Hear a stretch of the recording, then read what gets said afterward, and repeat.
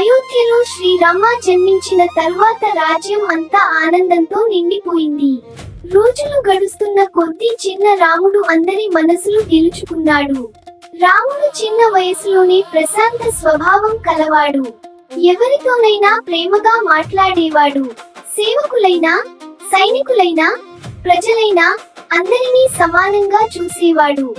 రాజు దశరథ తన కుమారుణ్ణి చూసి గర్వపడేవాడు. రాముడికి తన తమ్ముళ్ళు భరతుడు, లక్ష్మణుడు, శత్రుఘ్నుడు ఎంతో ఇష్టం.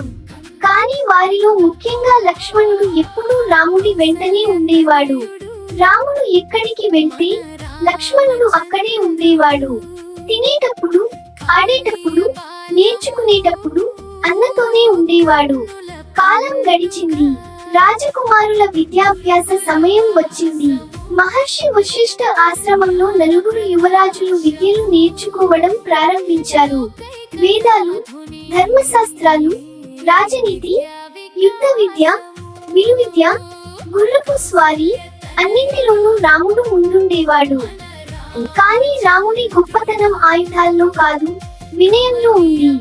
గురువులను గౌరవించేవాడు, తమ్ముళ్లను ప్రేమించేవాడు, బలహీనులను కాపాడేవాడు. ఒక రోజు అయోధ్య ప్రజలు రాజసభలో ఇలా అన్నారు: మహారాజా, చిన్న వయసులోనే రాముడు మహానుభావుడిలా కనిపిస్తున్నాడు. దశరథుడు చిరునవ్వు నవ్వాడు. ఎందుకంటే ఆయనకు తెలుసు, రాముడు సాధారణ కుమారుడు కాదని. రాముడు పెరుగుతున్న కొద్దీ ఆయనలో ధైర్యం, కరుణ, సత్యం మరింత వెలిగాయి. ఇంకా కొద్ది రోజుల్లో ఆయన జీవితాన్ని మార్చే సంఘటన జరగబోతోంది. అది మహర్షి విశ్వామిత్ర అయోధ్యకు రాక. కుడి చూపుడు వేలు తరువాతి భాగంలో విశ్వామిత్రుడు ఎందుకు రాముణ్ణి అడవికి తీసుకెళ్లాడు చూడండి.